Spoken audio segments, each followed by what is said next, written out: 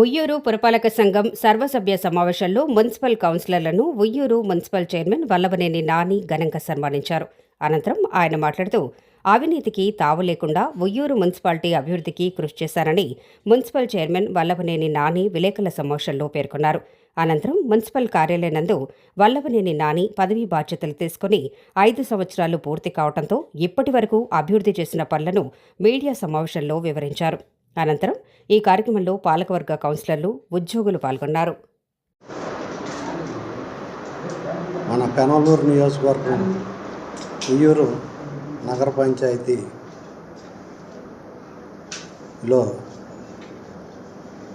మన కేపీ సారథి గారి ఆధ్వర్యంలో వైసీపీ గవర్నమెంట్ తరఫున పోటీ చేసి చైర్మన్గా కౌన్సిలర్లు ఎన్నుకోవడం జరిగింది. చైర్మన్ పదవి వచ్చినాక మా కౌన్సిలర్లు పాలకవర్గంతో కలిసి అనేక రకంగా ఆదాయాన్ని పెంచి నగర పంచాయతీని గ్రేడ్ 2 మున్సిపాలిటీగా చేయటం జరిగింది. అదేవిధంగా చాలా మటుకి 90% డ్రైన్లు, 95% సీసీ రోడ్లు కానీ తారు రోడ్లు వేయటం కూడా లేని చోట వేయటం జరిగింది. తర్వాత మన బోడే ప్రసాద్ గారు ఎమ్మెల్యే గారి ఆధ్వర్యంలో కూడా మేము పాలకవర్గం అందరూ ఎప్పుడు కూడా ఇటువంటిది కూడా లేకుండా చక్కగా కలిసి ఉయ్యూరు పట్టణాన్ని అభివృద్ధిలోకి తీసుకెళ్ళాం. కొన్నిసార్లు రకరకాల అపోహలు జరుగుతూ వచ్చినాయి. ఉర్దూ తుఫాన్ అప్పుడు మన ఎమ్మెల్యే గారు మీటింగ్ పెట్టి, అదేవిధంగా కలెక్టర్ గారు కూడా ఇక్కడికి వచ్చి మీటింగ్ పెట్టి బాగా ఉధృతంగా ఉంటుందని చెప్పడం జరిగింది. దాని మూలాన అంచనాలకి 4 లక్షల రూపాయలు తీసుకున్నాము మిషన్లకి, బుక్ లైన్కి. అదే విధంలో దానికి వాడింది మాత్రం 75,000. అంచనాలు అనేవి అప్పటికప్పుడు మళ్ళీ పెంచుకుని చేయటానికి కుదరదు.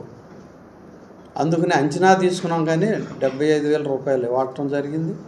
అదేవిధంగా బ్లీచింగు సున్నం 5 సంవత్సరాల్లో 16 లక్షల రూపాయలే వాడటం జరిగింది. ఎటువంటి అవినీతి జరగకోకుండా నామినేషన్లు కూడా ఇచ్చినాయి చాలా తక్కువ, ఎమర్జెన్సీ అయిన ఇచ్చినాయి చాలా తక్కువ.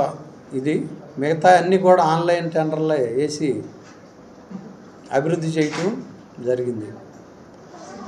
అందరూ కూడా పత్రికా విలేకరులు కానీ, ప్రజలు, పాలకవర్గం, అధికారులు అందరికీ మా పదవి పాలకవర్గంలో ఉన్నన్ని రోజులు సహకరించినందుకు అందరికీ ధన్యవాదాలు తెలియజేస్తూ సెలవు తీసుకున్నాను.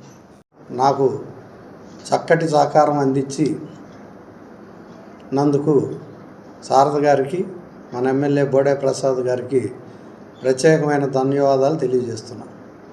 అదేవిధంగా మన ఉయ్యూరు పట్టణ ప్రజలు కూడా అందరూ పనులున్నా కూడా అడిగి చేయించుకుని సహకరించడం జరిగింది.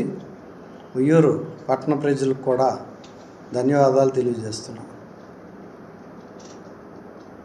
అదేవిధంగా రేపు కొన్ని 15th ఫైనాన్స్లో కూడా కొన్ని డ్రైన్లు, రోడ్లు వేయటం జరిగింది. మన ఎమ్మెల్యే గారు R&B రోడ్డు, ఒల్లూరు రోడ్డు బాగా పాడైందని ఆ రోడ్ని త్వరలో వేస్తారని మనకు తెలియపరిచారు ఎమ్మెల్యే గారు.